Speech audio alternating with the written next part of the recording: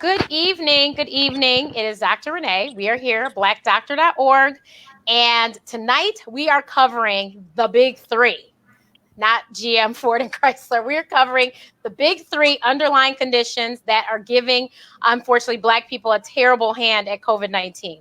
So we are going to talk about obesity, we'll talk about hypertension, and we will talk about diabetes. So we have three fabulous ladies in these fields that are going to give you information to hopefully help us to do better so that we don't have to worry about these conditions ever again, besides the fact with COVID. But let's hope we don't have to worry about them again. So I will bring on the ladies. Hi, ladies. Hello. So Dr. Kelly, please tell everybody who you are, where you're at, and then Dr. Tiffany, and then Dr. Michele. Go ahead. Hi, I'm Dr. Kelly. I'm a board-certified endocrinologist, so I treat patients who have diabetes and other hormonal conditions. And I am based in Atlanta, Georgia, and I'm really excited to be here with you guys today. Go ahead, Tiffany. And I am Dr. Tiffany Lowe-Payne. I am located in the Raleigh-Durham area in North Carolina. I am an obesity medicine expert as well as a stress expert. And so I help patients do medical weight loss, manage their stress, and I'm also a family physician by trade. And Michele? I'm Dr. Michele Doughty-Voeltz. I'm an interventional cardiologist. I'm currently at Henry Ford in Detroit, Michigan, although I'll be making a move in a couple of weeks down to Northside Hospital in Atlanta. Thank you so much, ladies. So let's start out with, obesity, because I feel like obesity is like the key to all the others. Yes. So first of all, I mean, we all know, unfortunately, the diet of our people was just not the best, but that was not our fault. But that was so many years ago. We cannot rest on that anymore, can we? Say that. Yes. No, we cannot. We cannot. So what is it that you tell your patients? Because I'm sure you have patients that are referred to you because they have conditions like diabetes or hypertension or other heart disease. So they're referred to you and they need to lose weight. And people think, they think that losing weight means they have to eat bad food or no food. And so can you give some information to help these people? Well, absolutely. Obesity is a major epidemic. It's a pandemic, actually, in our society. We are seeing that people who are dealing with unhealthy weights is not getting better. It's actually getting worse. And when it comes to African Americans and dealing with obesity in African Americans, we see that nearly half of our population is either overweight or obese. And as you said, having an unhealthy weight or being obese, which is a BMI of greater than 30, is actually a major underlying factor in several of the diseases that we see, like high blood pressure, diabetes, heart disease, and those kind of things. Previously, people used to think about obesity being something that people can just manage, to just tell people to eat less and to work out more. But we know that when it comes to being obese, there's a large genetic component.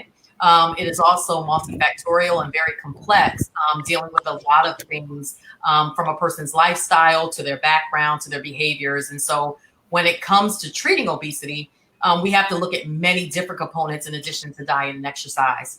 As it relates to COVID, we are seeing a lot of individuals who are dealing with unhealthy weights who are having issues with COVID, especially in our community. Our behaviors, the ways, the foods that we eat, how we're keeping our immune system up, all of those are really important. And so if we are trying to look at the foods that we're eating, trying to make sure that we are managing our health and our weight, that's going to be really important to making sure we do all that we can to prevent us from getting coronavirus when we're exposed. So now when you talk to your patients, do you immediately say, don't eat this, don't eat that, don't eat that? Or do you work with them and, maybe they do food diaries or, is it a gradual thing? Well, I do a lot of motivational interviewing as a part of my practice. So when patients come to see me, they're coming in for weight loss. But I will tell you that there is always a why behind the what. Patients are looking at their weight, but there's always reasons, underlying reasons as to why a person's behavior is what it is. It could be from childhood trauma. It could be from coping mechanisms or binge eating. And other eating disorders. It could just be genetic and some genetic components that are increasing the risk. So one of the first things that I do with the patient is honestly listen. I don't do a lot of talking at that first visit. I do a lot of listening. And I really want to hear their story and understand their journey. because weight loss is not something that I consider to be a destination. I consider it to be a lifestyle, a journey, and we have to treat it as a chronic disease, just like somebody would manage their high blood pressure or their diabetes. They're going to be managing their weight as well.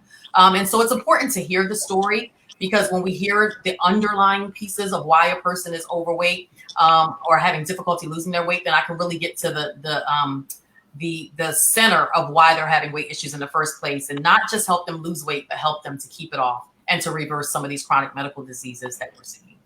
Definitely. So, so Dr. Kelly, so when people come to you, that's already, they have probably been diagnosed with type 2 diabetes from their primary care doctor, maybe their internal medicine doctor. And so they come to you, and then what do you tell your patients to help them? Because we actually have a person here, Rosalind says that she is in Brooklyn and she has type 2 diabetes. So a lot of people, you know, and I said this recently, type 2 diabetes used to be called adult onset diabetes, but unfortunately it's getting younger and younger people. And so now we don't call it that anymore, because they're 12-year-olds walking around with type 2 diabetes. So can you tell us, what do you tell your patients?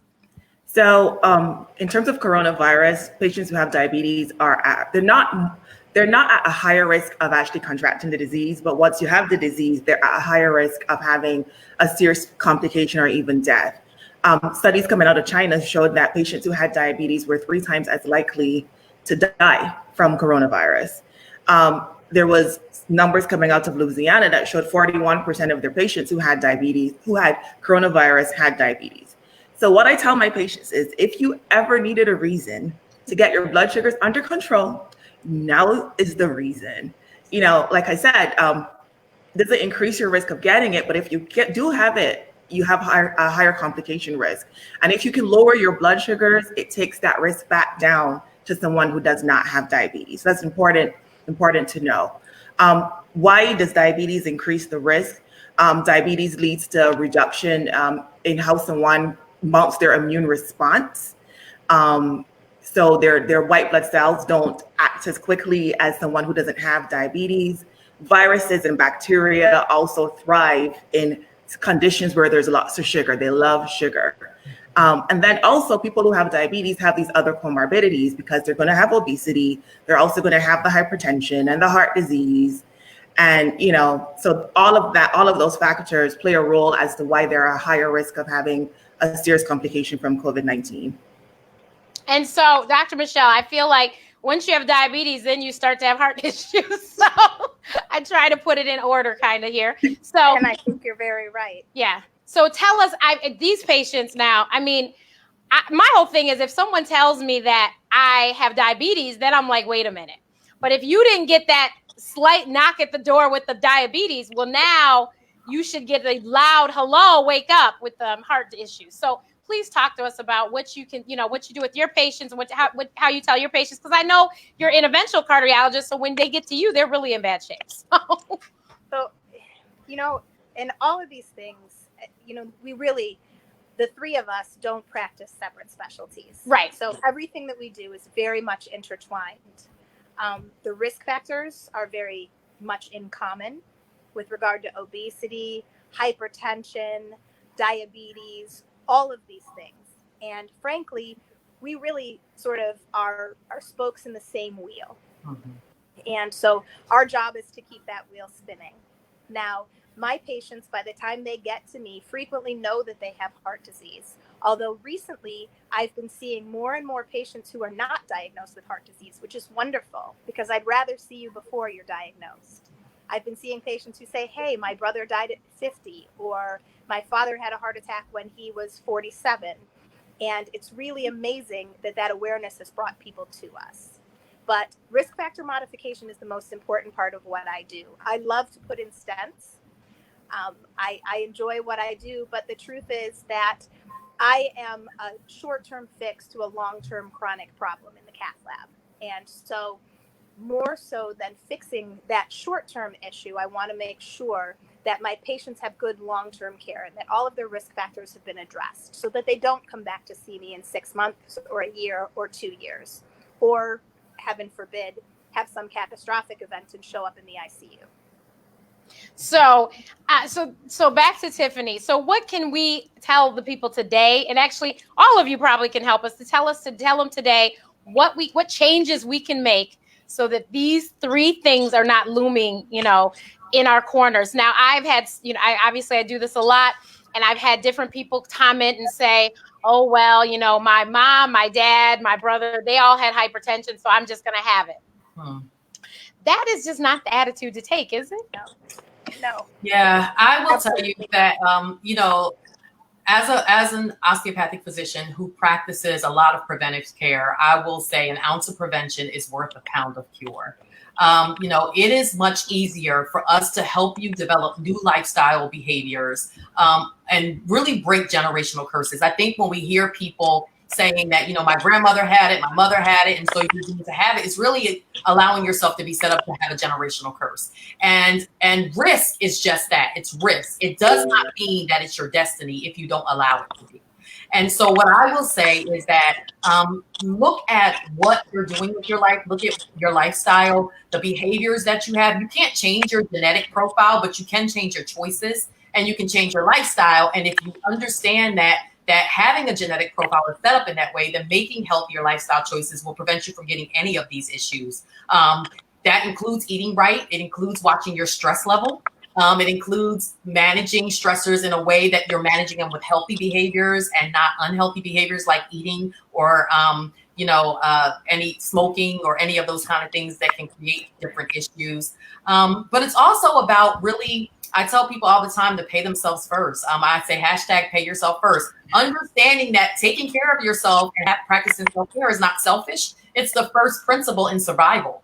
And to be able to take care of anybody else, you have to take care of yourself first. That is not just with dealing with obesity or heart disease or diabetes or anything like that, but that's just in life in general. You have to be able to be the active participant in your own rescue and understand that, yes, although COVID is affecting our community a lot more than it's affecting other communities, and there's a large health disparity, that we have to do our part to make sure that we are setting ourselves up to be as healthy as we can, and really providing the longevity that we need to provide ourselves.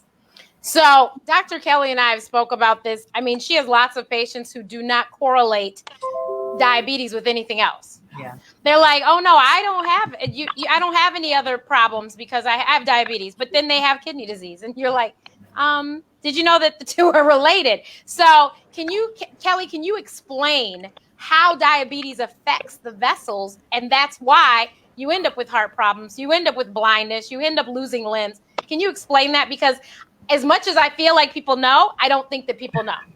Like we always joke and say, you can't have a little bit of sugar. Right. So yes, I ask my patients at the beginning of every visit, do you have any complications from diabetes? I break it down and say, has diabetes affected any other part of your body? And they're like, no.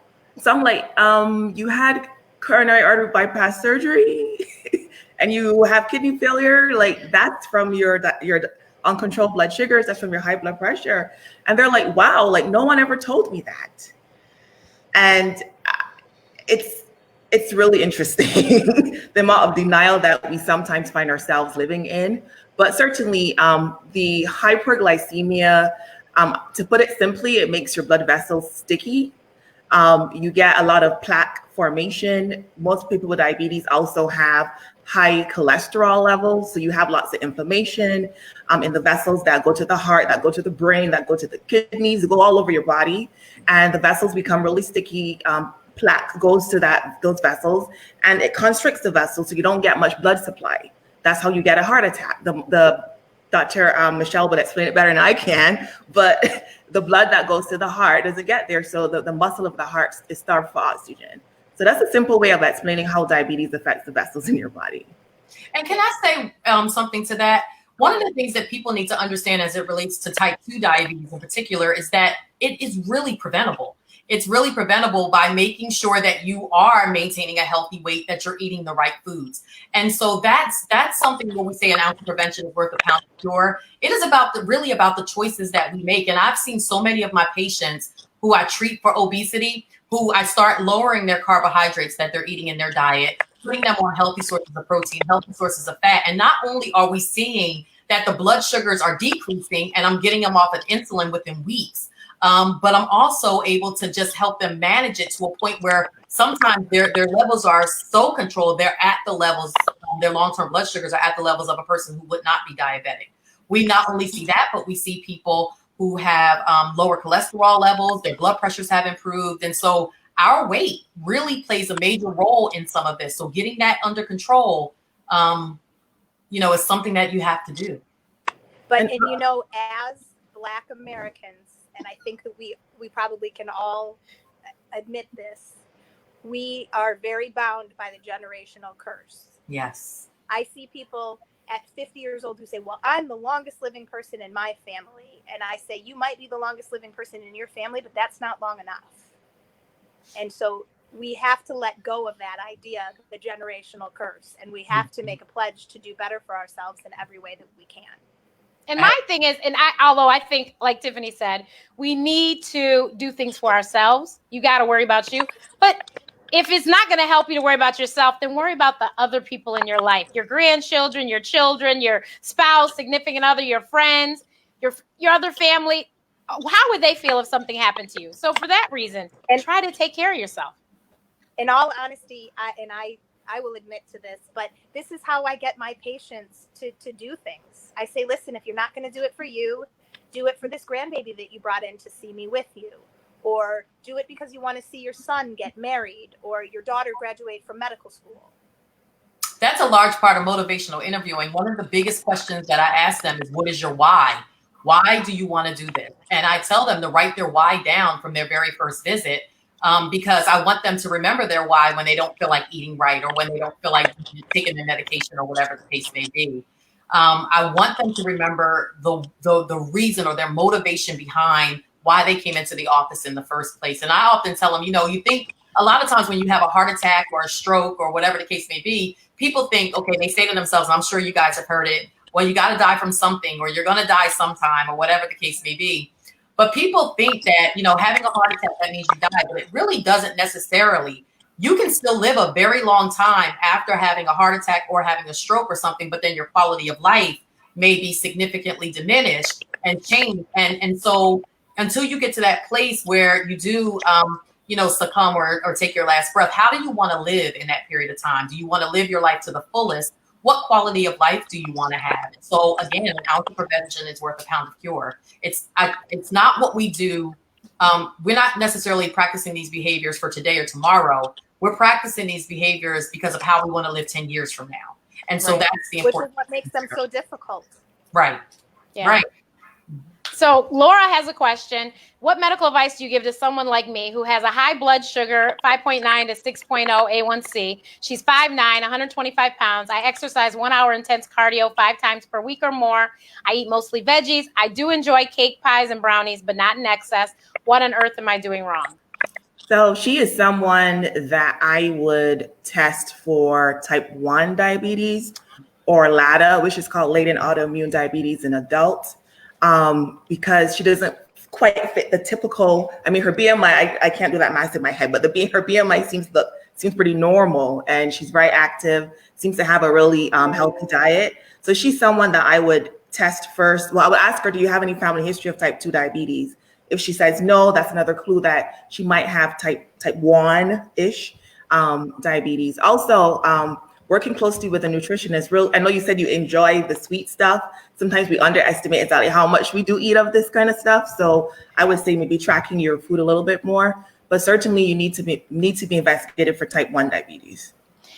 So maybe Dr. Michele, Dr. Tiffany, can you guys speak to exercise and how because I try to tell people walking is really powerful. So can you just speak to exercise? Because people want to use the excuse of can't go to the gym because of Corona or can't go to the gym because I can't afford it, whatever. There is no reason you have to go to a gym, right?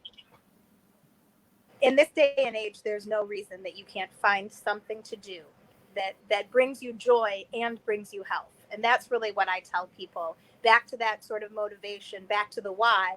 I say, hey, what do you like? Because there are a lot of things I don't like when it comes to exercise and a few things that I do. And so you find the things that you enjoy. And maybe it's taking your dog for a walk, or maybe it's an exercise video or a machine or going to the gym. but I think it's very important. And I also tell patients, we say 40 minutes of cardiovascular exercise at least 4 times a week. They don't have to be 40 consecutive minutes. If you can take a 10-minute walk on your breaks at work and a 20-minute walk when you get home or on your lunch, you'll satisfy our recommendations. So it doesn't always have to be something enormous. Sometimes it can be small changes. Yeah, that's what I say. You can break it up into small chunks. What time can you afford? If I have 10 minutes now, I can do 10 minutes now, and I know when I get home I can do the other 30 or whatever. Break it up. I actually tell people ask me all the time, Dr. Tiffany, what's the best exercise for me? And I say, you know what the best exercise is? It's the one you're going to do. That's it. It's just that simple. What are you going to do? What do you like? What are you going to be consistent at? That's all I care about. A body in motion stays in motion. And so just do something, move. You can dance, you can run up steps, you can go outside and take a walk. What do you do that you can commit to that you're going to actually do? And often they laugh at that, but it's so true. Just get moving. And one of the things that I think people often discount when it comes to exercise is not just the going to the gym or the actual physical activity, but it's that non-exercise thermogenesis. And what that means is it's a fancy word for saying the typical things that we do throughout the course of our day that we don't even think about. It's the shaking your leg, it's the moving your hands, it's the getting up and going to your office of a coworker and asking them a question. It's laughing, it's joking. We actually can burn up to 1,000 to 1,500 extra calories just by doing normal movements throughout our day. So during this time of COVID, many of us are doing teleworking or being on Zoom or all these virtual platforms where we're doing a lot of sitting. Sitting kills. And so get up, remind yourself to get up every hour, just do something with your watch or something and really set your steps to meet a goal. Get up and walk around every hour or so, get outside and just take a breather, maybe during a break or between meetings or phone calls. Not even just to get outside and move around, but just to get a little bit of vitamin D, change your scenery so that you're not feeling stressed or depressed being in the house all the time. And just really be mindful to just move throughout the course of a day. All of those things add up. And at the end of the day, it's going to help you to maintain your metabolism. So first I want to ask the audience, how many of you actually have blood pressure monitors at home that you use? They're not dusty. You actually use them, because I know that one of the things that's important, especially to Dr. Kelly and as well, actually all of us, is that you need to know your numbers. Yeah. And if you don't know your numbers and the first time you're seeing them is when you're in the doctor's office, I promise you by then it's probably too late. With the right size cuff. Right, with the right. And when I tell you that size cuff means something, I know for a fact that if you have your blood pressure taken on a cuff that is too small, there is definitely going to be the wrong reading, and it might end up putting you someplace you weren't supposed to be, on medicine that you weren't supposed to be on. So therefore, you want to make sure that you do have the right size cuff. But I want to know who has a monitor, and I want just one of you to please speak to how important it is for us to check our blood pressures, especially at a certain age in our community. Well, I can tell you that anyone who's ever seen me in the office knows that I emphasize to all of my patients that they need to keep a regular check on their blood pressure. I see you a couple of times a year, and the numbers that I see a couple of times a year are reflective of 2 points in time. But there are many, many more days, weeks, nights, and I hate to make changes to medicines. I hate to start medicines based upon a single number. But on the same token, if you walk into my office with a high blood pressure because I make you nervous in my scrubs and my white coat, then I have no other choice but to start talking to you about dramatic lifestyle changes. And by the second or third visit, we may be talking about medications. And you may be able to save yourself from me.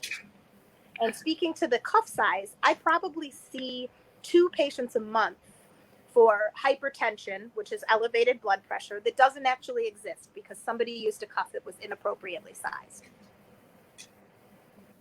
That's terrible. So the people who do not have blood pressure cuffs, I need to know, are you on any kind of hypertension medication? Have you been told you have high blood pressure? I need to know that as well. So exercise. So let's just talk about food. So, we just had a huge holiday yesterday, right? Now, I I'm on the school of thought that in moderation you can eat, you know, what you want to eat. If you don't have, you know, these issues and you know how to scale back, you know, it was a holiday for a holiday. Okay, if you have peach cobbler, great, but you can't have it next Sunday too, and you can't have it the one after that, you know. And then I eat pork. I know not everyone does, but I do. But it's in moderation. I eat all, you know, red meat too, in moderation. So please speak to what are your thoughts about the different foods that we eat and, you know, how we can still enjoy our holiday time with our families once we get out of Corona, but not kill each other in the process with what we prepared. So one thing that my patients, me as a diabetes specialist, they always ask me is, can I still have carbs? Like, do I need to cut all of my carbs out? And I tell them no, because, you know, carbs are broken down to, you know, glucose, and glucose is the main energy source for our body. Our brain needs glucose to function.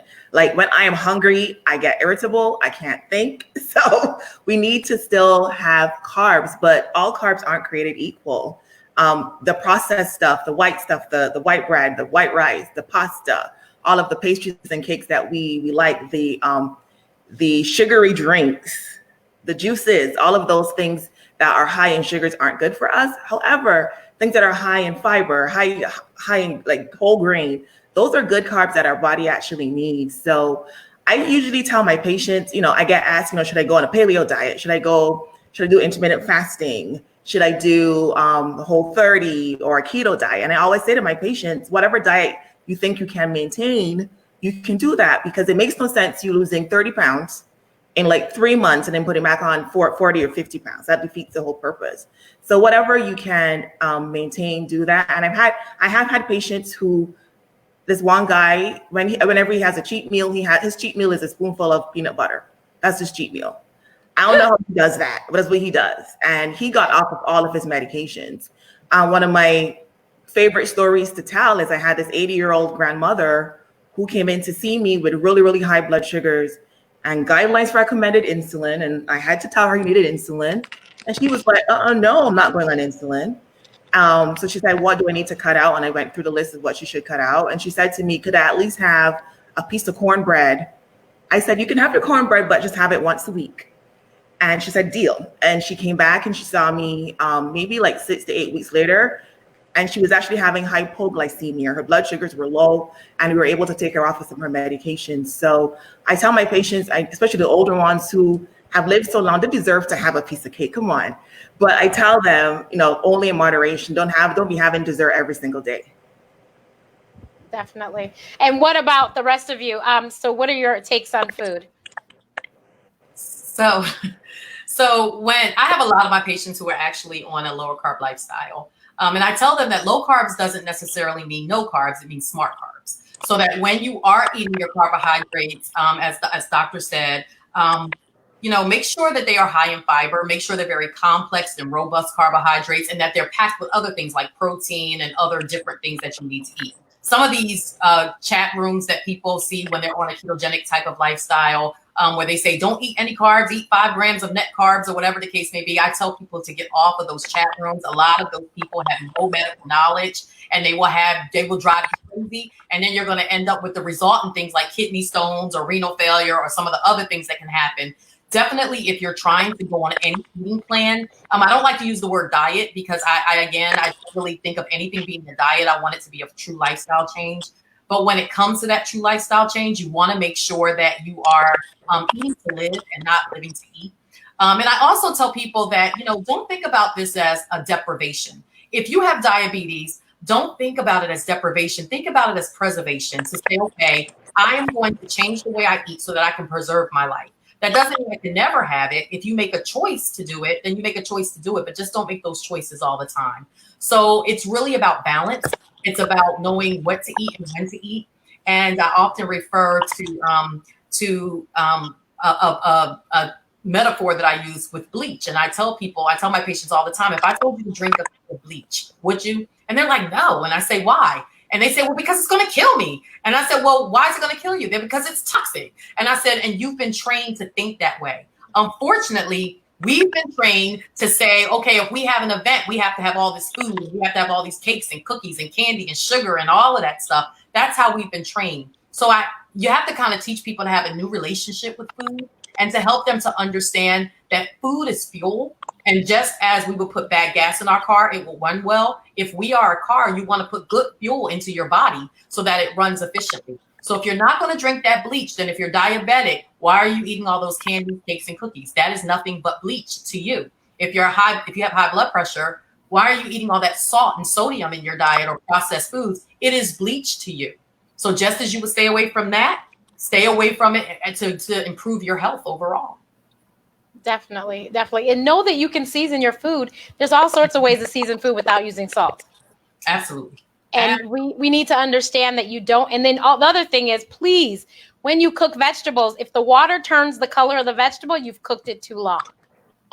So collards don't have to cook all day. Mm-mm. They don't have to cook all day. And, with regard to salt, especially for Black Americans, we are incredibly salt sensitive.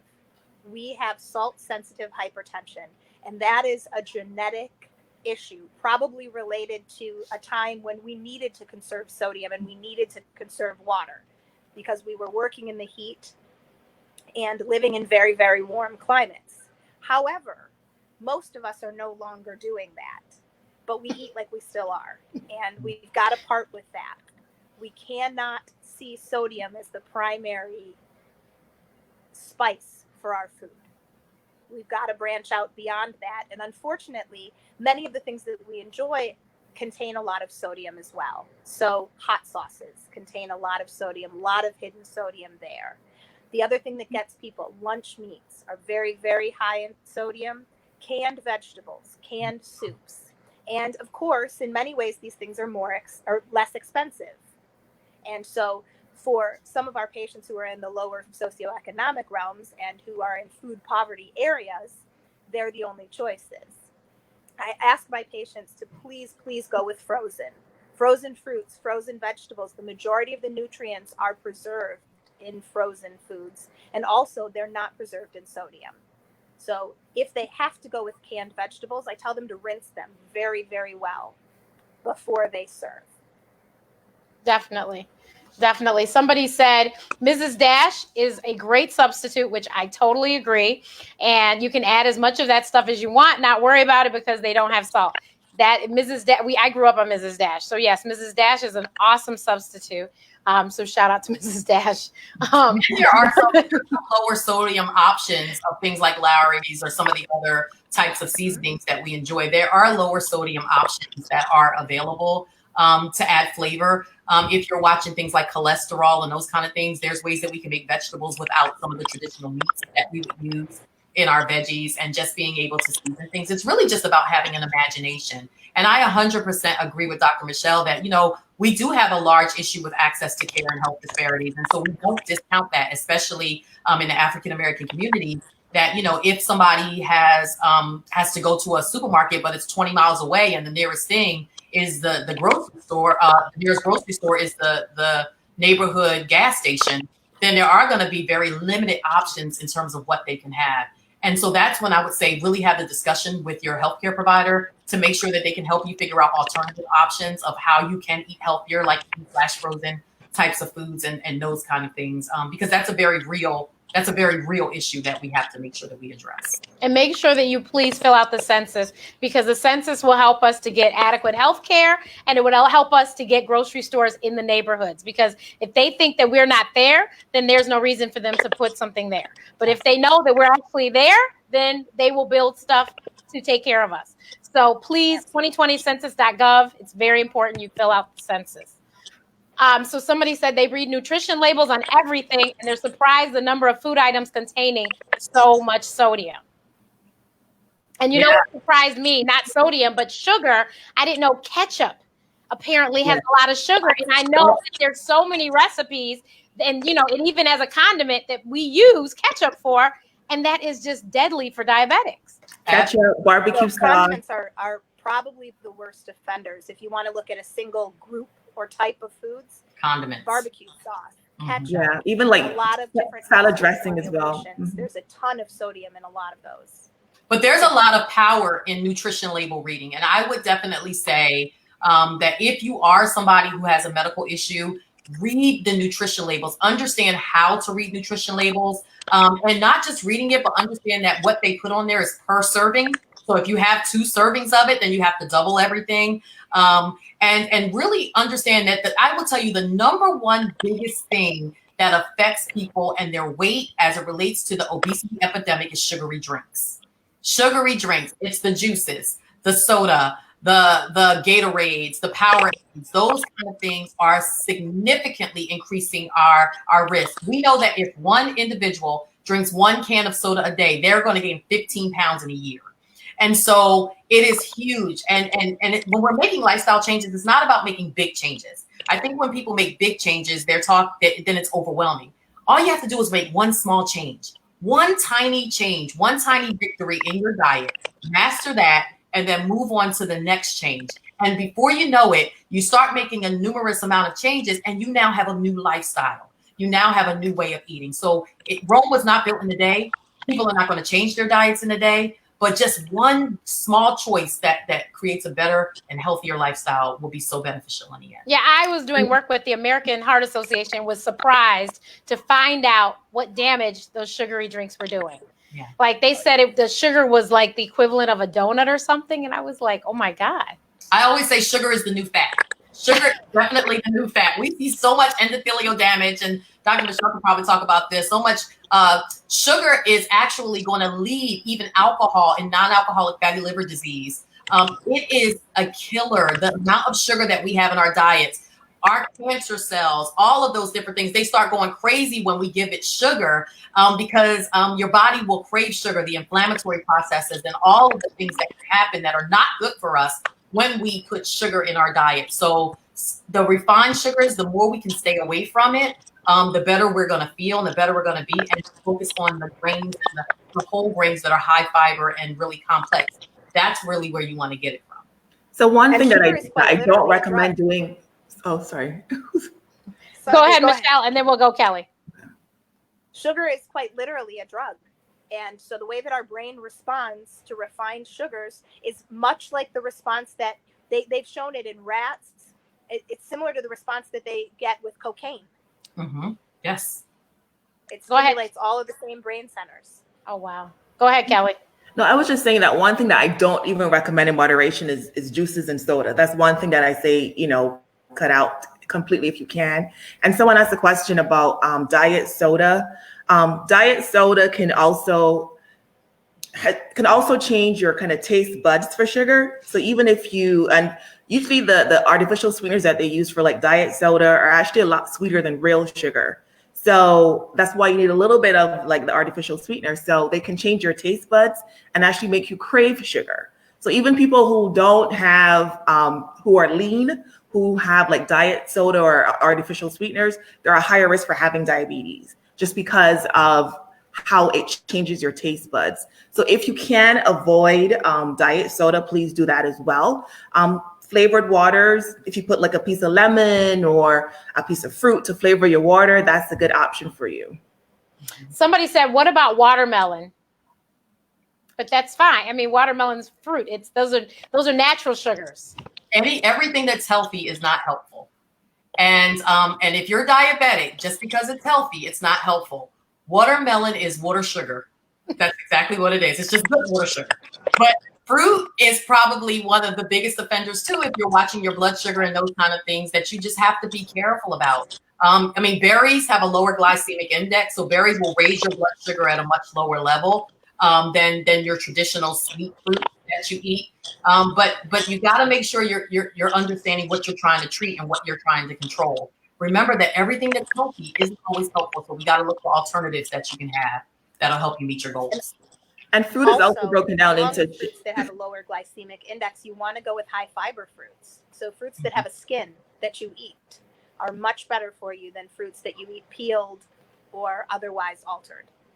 So your apples, your peaches, pears, stuff like that. Go ahead, Kelly. Like raspberries, those are a good option. They're high in fiber, has like the most, I think I read somewhere it has like the fruit that has the most fiber.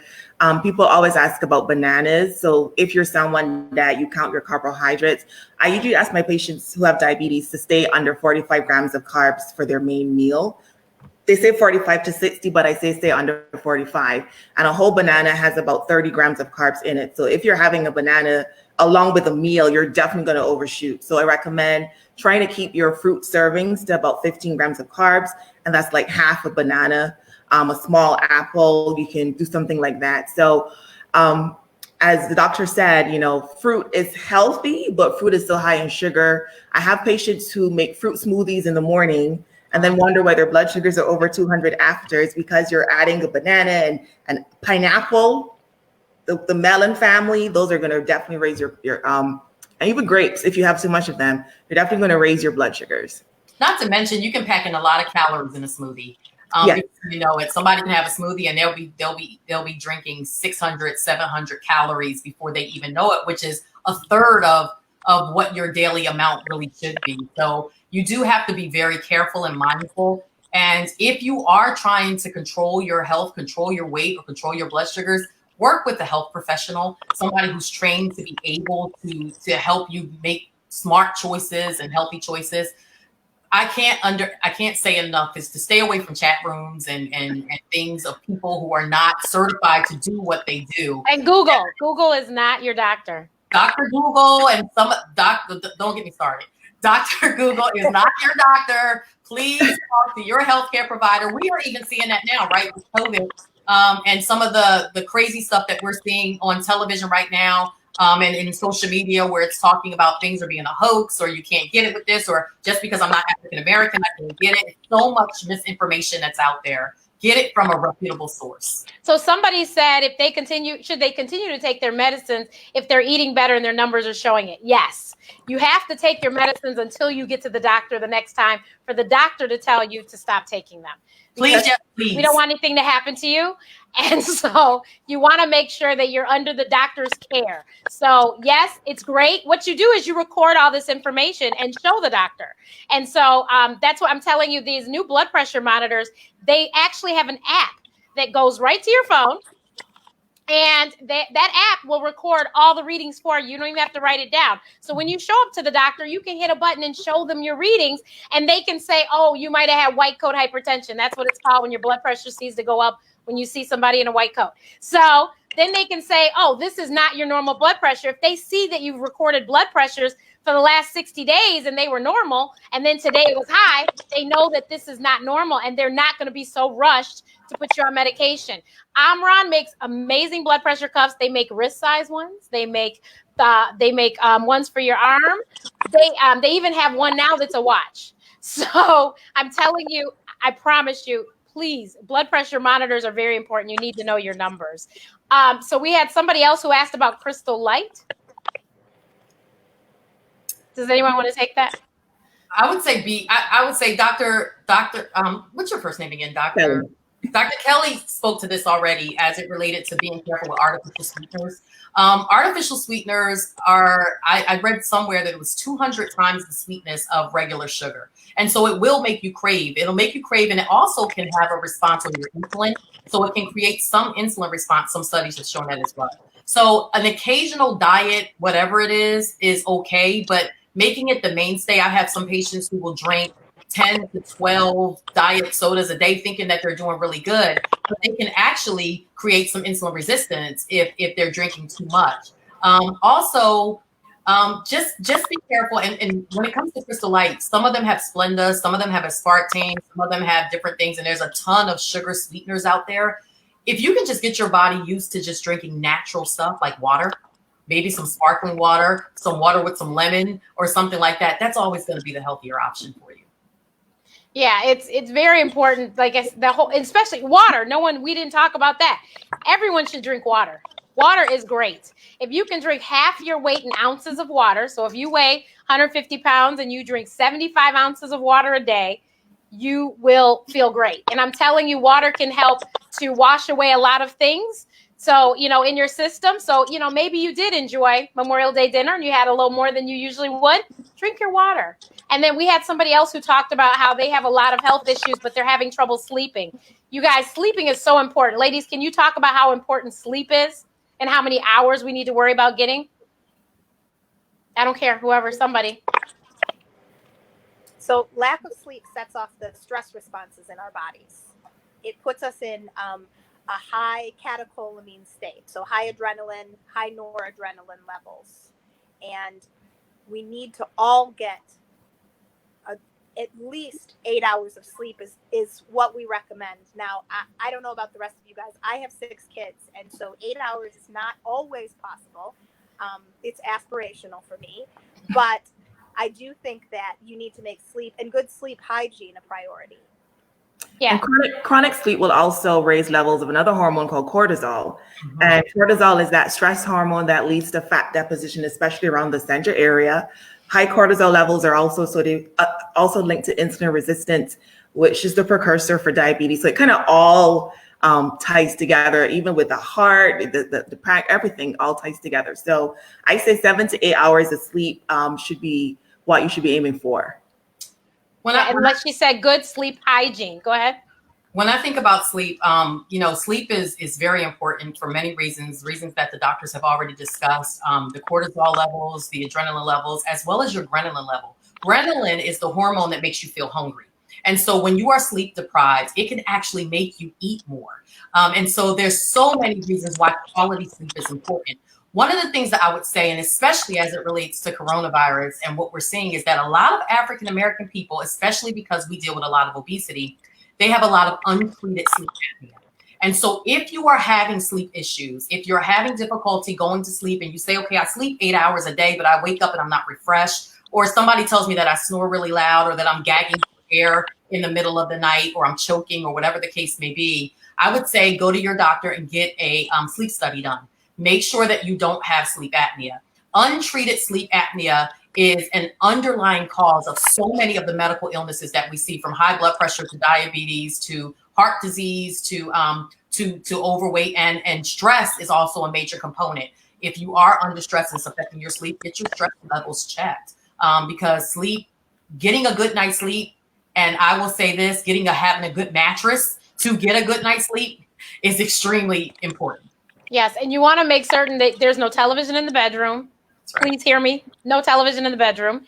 And I think that the temperature is supposed to be around 60-something, 70 degrees for you to sleep. So trust me, I'm telling you, it's when you figure out how to sleep well, it is a great thing. You'll feel like a new person. You'll feel very refreshed. Somebody else said they can't turn their brain off. Make sure that you turn off all gadgets at least an hour or two before you try to go to sleep, and no blue lights. And that'll help you to go to sleep. And also, there's also, some people say a tablespoon of peanut butter helps to go to sleep, warm milk. You can try these things and see if they help as well. Somebody was asking about recommendations on drinking green tea daily. Does anyone have any thoughts on that? I will tell you, I drink matcha green tea every evening before I go to bed. I know green tea has lots of antioxidants, might be good for you, but then maybe the cardiologist can weigh in. I'm not sure what that would do for the heart in terms of having all of that stimulant every day. I think is she there, Michelle? Oh, she here. Blinked. Okay. So do you have any thoughts on the green tea every day? So, we've not seen a proven benefit of green tea. I think if you are staying away from sugary formulation, so if you're drinking a straight green tea, and you want to make sure if you're drinking it in the evening that you're drinking it decaffeinated. Right, so you can sleep. Yeah. So you can sleep. Somebody wanted to know, and Michelle will give this to you, what is normal blood pressure? So if you could say for men and for women. So normal blood pressure, right now, with our current guidelines, and this is a moving target, but normal, as opposed to high normal or somewhere near normal blood pressure is about 120/70. When we start getting up in the 130/80 range, that's when we start talking about pre-hypertension. And like I said, if you had looked 10 years ago, it wasn't until we got to 140/90, but we found that the body is exquisitely sensitive to blood pressure, and really the lower the better, as long as you're not having any other symptoms. Yeah. So somebody said that they were diagnosed with apnea. The machine is annoying, but she's getting good sleep hours. She has a Fitbit and it's telling her that. So many people don't realize a lot of sleep apnea also has to do with weight. So if you lose weight, because a lot of what happens is you lay down and that fat rolls up over, and that's why you can't breathe. So if you lose weight, more than likely you won't have sleep apnea, won't need the CPAP machine. So go ahead. Some of it is obstructive sleep apnea, which is what you're talking about, that you're going to obstruct your airway when you sleep. Some of it is genetic, and it's the way that your neck is shaped. So when you go to your doctor, or if somebody tells you that, I would just have a conversation and let them look at your neck structure. Look at when you open your mouth. Can they see the back of your mouth? Is your tongue being occluded? The neck, we look at the size of a person's neck to see if that increases the risk for them to have sleep apnea. So there's many ways that we can see a person at increased risk. But if you have any questions about it and you're concerned in any way, it doesn't hurt to get a sleep study done. So this is for you, Dr. Kelly. What are your thoughts on honey or agave? That's a really good question. So some people think that because you're not adding sugar, I put honey in my tea. Like, what do you mean? So honey and agave actually have, like, per serving has more sugar. It has a higher carb content than actual sugar. So you're not doing yourself any favors by substituting sugar for honey or agave. So even like stuff like black coffee, no sugar, no creamer, can also raise blood sugars. So if you're someone that drinks like 6-7 cups of coffee during the day, and because it's black coffee, you think that you're not raising your blood sugars, it is. So be careful about what we drink. We forget about the calories and forget about the carbs and what we drink a lot of times. So this has been amazing, ladies. And I know that this has been great information because I've been reading in the comments. Folks said they stumbled across us and then they've been inviting others. So thank you so much, everyone. This is up here for perpetuity. So please keep sharing, keep doing watch parties. And those that don't have a blood pressure cuff, I will be in touch with you. But thank you so much, ladies, this evening. If you could please, we'll start with Dr. Michele. Tell people if they would like to ask you more questions, where they can find you, and then we will go from there. So if you would like to ask me more questions, you can find me on Facebook, Michele Doughty-Voeltz. You can also find me on Twitter at HeartDocandCrew, or on Instagram, also HeartDocandCrew. And Dr. Tiffany, I know that you are seeing patients with your business, and there's been several people here who are saying that they need help with weight loss. So please let them know how to get a hold of you. Absolutely. I am on all social media platforms. I'm Dr. Tiffany Lowe-Payne. You can get my website, drtiffanylowe-payne.com. And on Instagram, I am the real Dr. Tiffany Lowe-Payne, the real Dr. Lowe-Payne. Also, if you are in the Raleigh-Durham area, and even if you're not, because we are doing virtual medicine now, I am running a full telemedicine practice at this point. You can have an appointment with us by calling 919-235-6571. And Dr. Kelly?